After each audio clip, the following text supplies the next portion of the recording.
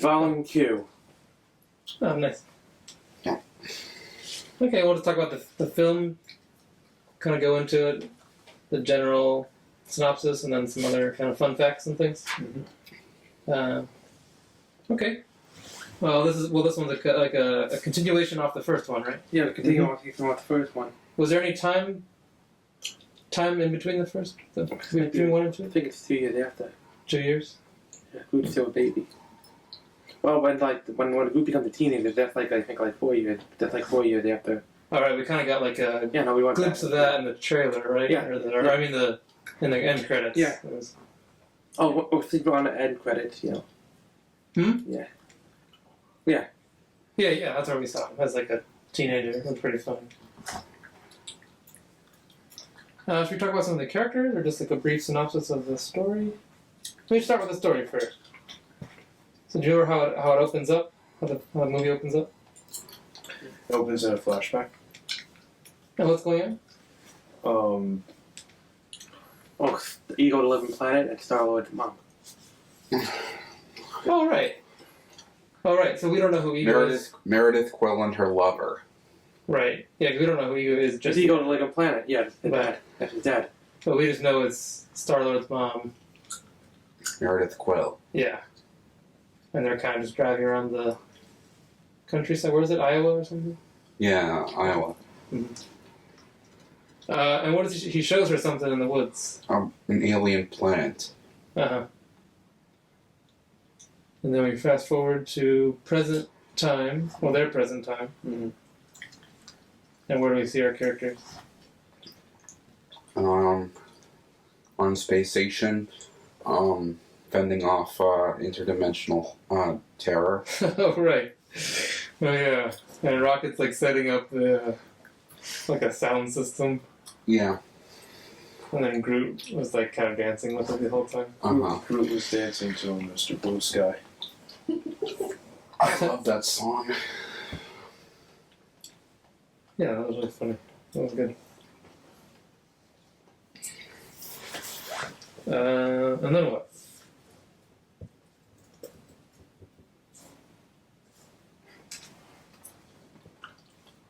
So they defeated the Intergalactic Terror. Right? Yeah. Oh, right. Drax kind of like jumped inside of that thing. Inside the monsters now. Played by Batista from WWE. Right. Yeah. But he didn't actually defeat it, right? He thought he did, but... Yeah, but it didn't go to kill him. Yeah. What killed him? Gamora. You know, Gamora cutting... Oh, shooting like a wound. Right? No. Cutting with a wound. Yeah, cutting. Right.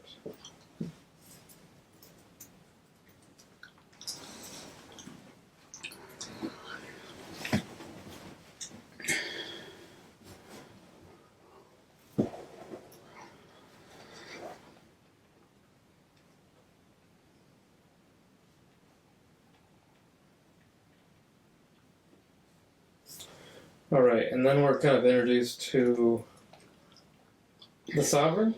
Yeah. Mm-hmm. Joe, do you mind elaborating a bit on who the Sovereign are? Or even just like their appearance, or what they... The Sovereign are these gold rulers of this planet, of the planet Sovereign. Yeah, so I guess we're led to believe that they're probably like a race that predominantly lives on this one planet. And I guess the Guardians... They even have these cool simulator things that have sound effects like old games. Yeah, it kind of looks like an old arcade, but that's what they use to like fight wars and battles and things. Like, it's kind of like drone... They fancy themselves a master race. Right.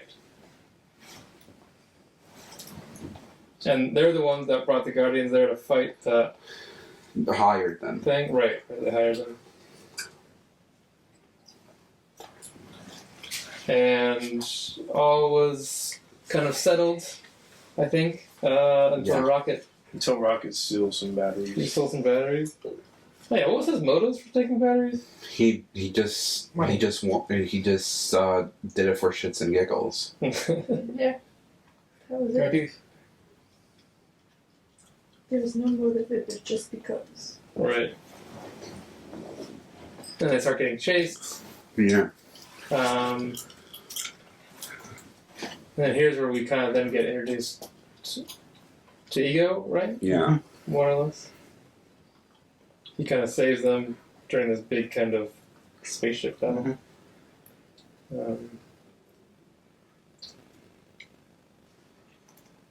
Let's see, what else?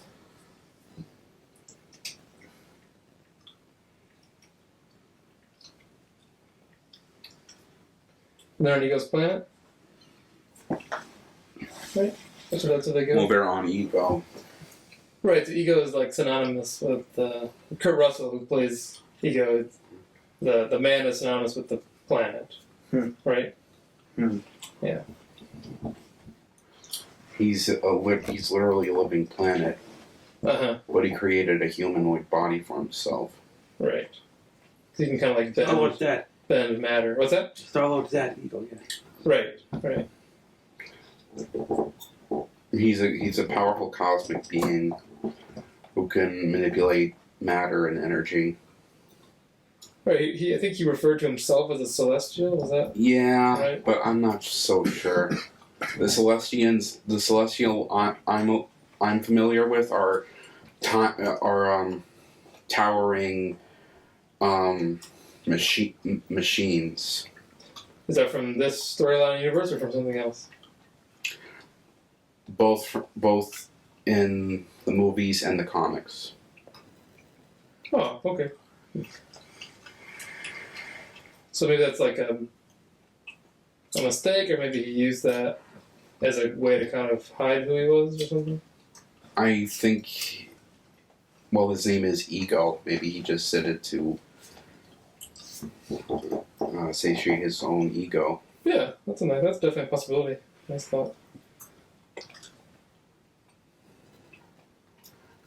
And his motives for getting the Guardians there, or specifically Peter? He wanted to meet Peter and tell him about his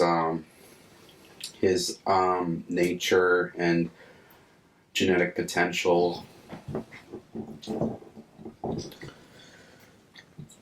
And I think he needed him.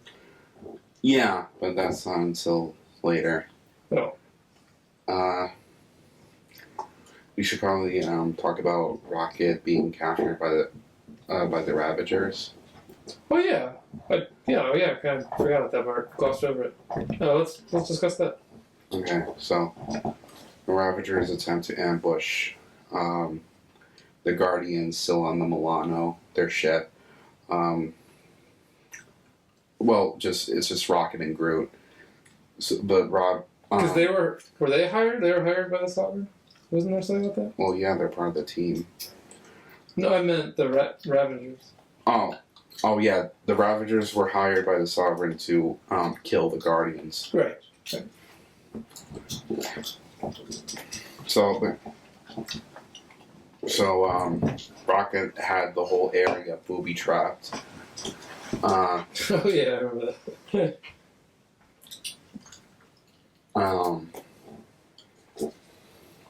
And takes them all out with world-class talent. Pretty much.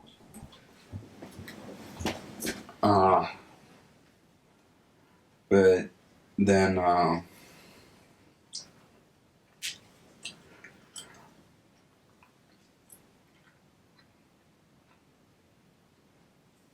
And what stopped Rocket? Rocket, Isn't that when we see Gamora's sister again? I thought she was there. Oh. Rocket's pretty much Rocket's pinned by Yondu Danta, the captain of the Ravagers.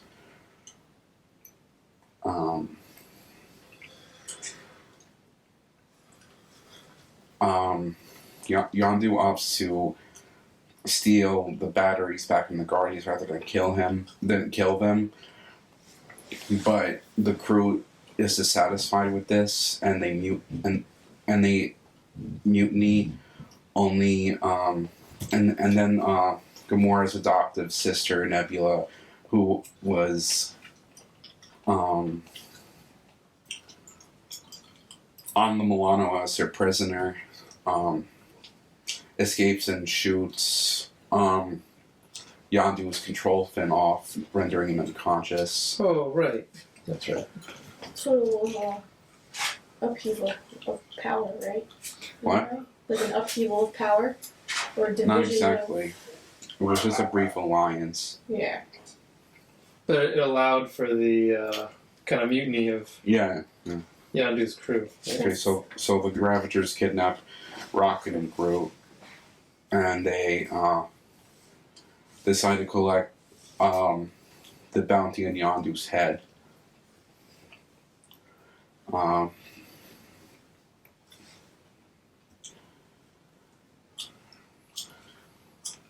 Do you remember the name of the now assumed leader of Yondu's crew? Taser face. Right. They kind of made like a big long like joke about making fun of like Rocket was. Scrotum face. Yeah, that was funny. I mean, it's funny to like kind of highlight these very small, lesser characters for a long time, and like some elaborate joke. Would you excuse me for a moment? Yeah, sure.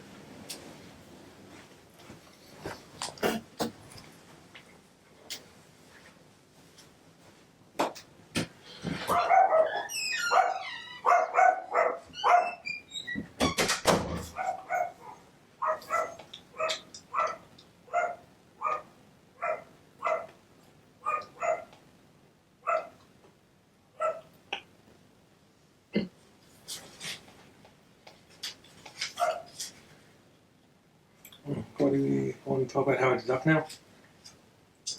Yeah. What do you want to say about it, Sam? He's an Easter egg. He had a very terrible movie back like in the 80s. Did you ever see that movie?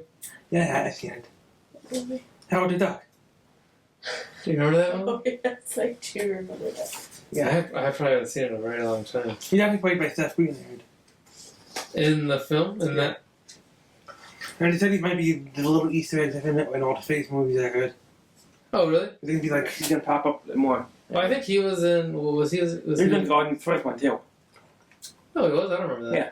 And the credit scenes with the collector. Well,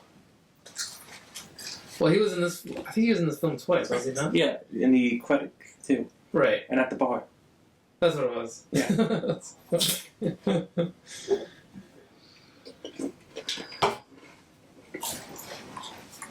Yeah, that was a good little Easter egg. Was there other Easter eggs you want to talk about, Sam? Wait, you still Howard the Duck? Yes. You like it? Yes. It's been a while, though. Yeah, I haven't seen it in so long. Maybe we should watch that as a group. Yeah, we should. I think we should. Have you seen it, Jeff? I have not. Like, would you be interested?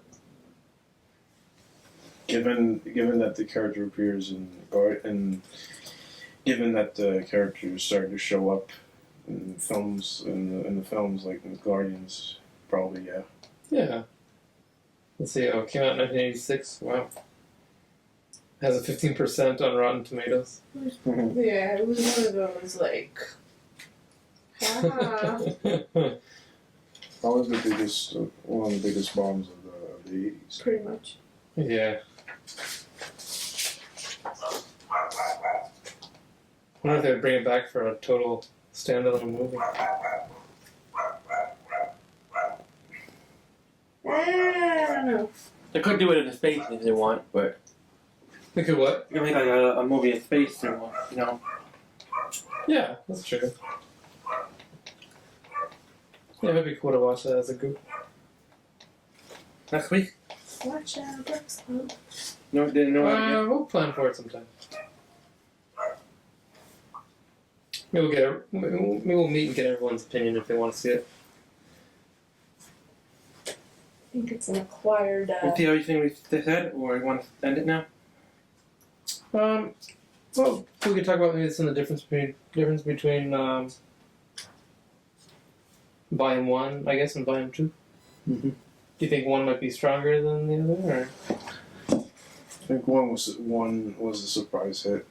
Oh yeah, it definitely was. Everyone kind of really underestimated how well it would do, right? Mm-hmm. It kind of took off.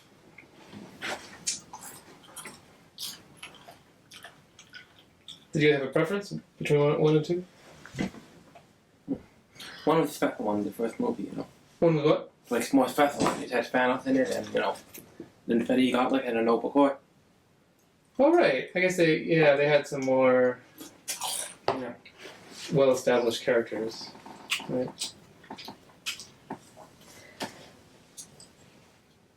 So you want to add?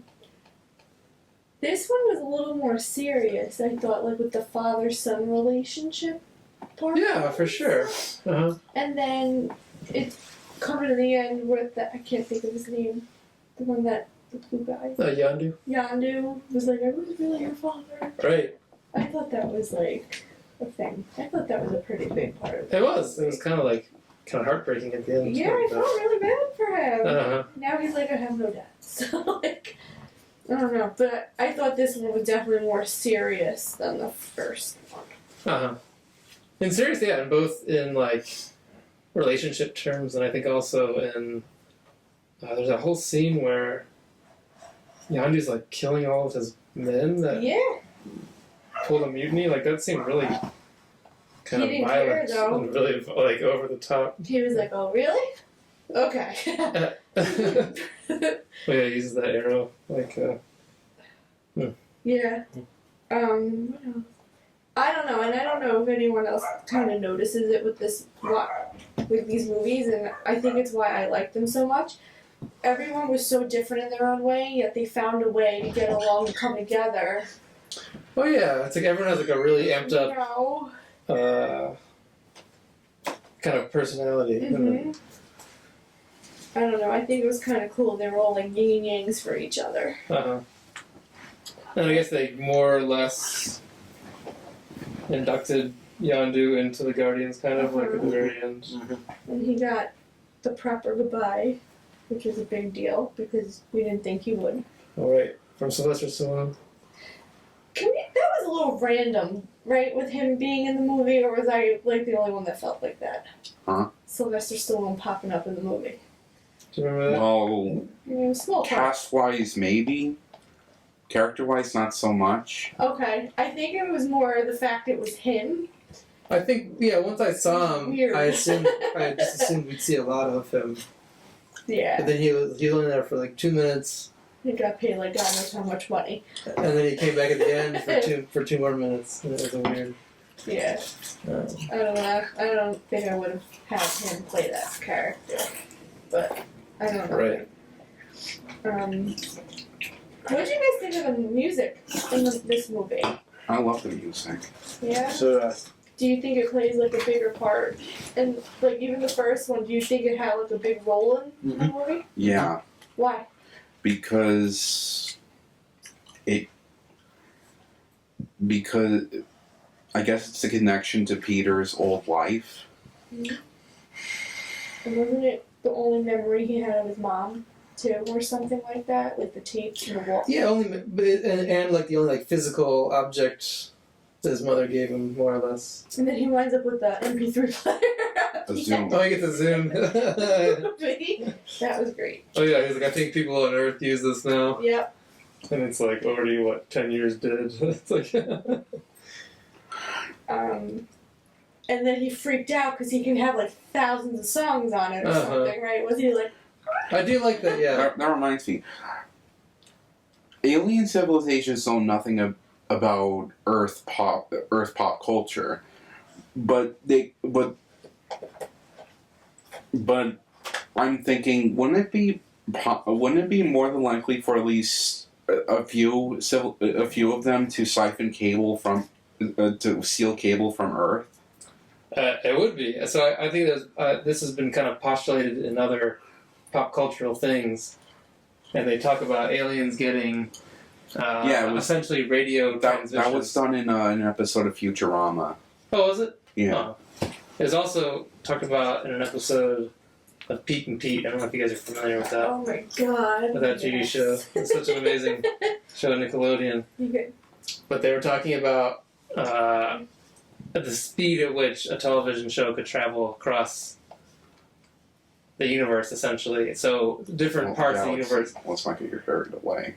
Okay, within the galaxy, different parts of the galaxy would get shows that were being broadcast, say, in the 1950s, kind of right now, because it took that long to get there. So they were joking that they would just now be seeing some like amazing broadcast or something. So they would have some idea, yeah, of that. But all of Peter's knowledge of Earth kind of seemed to end in the 80s, right when he left. Yeah. Wait. He knew about Cheers, and that began airing in 1989, right? It was in the 80s. I don't know. I'll look it up. It might have been on the later end because it was on for a while, but it wasn't like 1980 like in the beginning. Right. From what I remember anyway. Let's see what it started. Classic.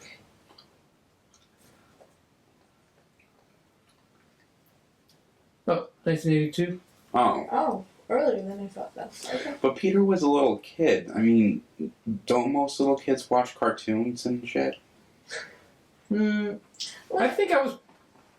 I knew Cheers when I was young. I think. I knew shows I kind of got like just from by proxy, like with my parents. Like I knew like Cheers and like Night Court and all kinds of things that were like. Empty Nest. Oh yeah, totally. Like lots of shows that kids would never really watch, but maybe you would watch just Because it's there. because it's on, because it's your parents. Mm.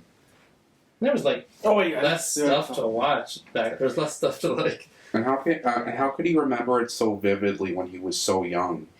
Sometimes with memories like that, like, I know you think of random things or whatever because it's a memory that you shared with someone. So that might have been something like he shared with his mom and Oh. he was trying to, like, remember things about his mom. Yeah, he also had really concrete things happen in his life that I think helped solidify memories. Yeah. Like he had, losing his mom at a certain time, like leaving Earth at a certain time. I think gives a hard perspective on when memories may have formed. I don't remember him talking about Cheers though. What did he say? Do you remember?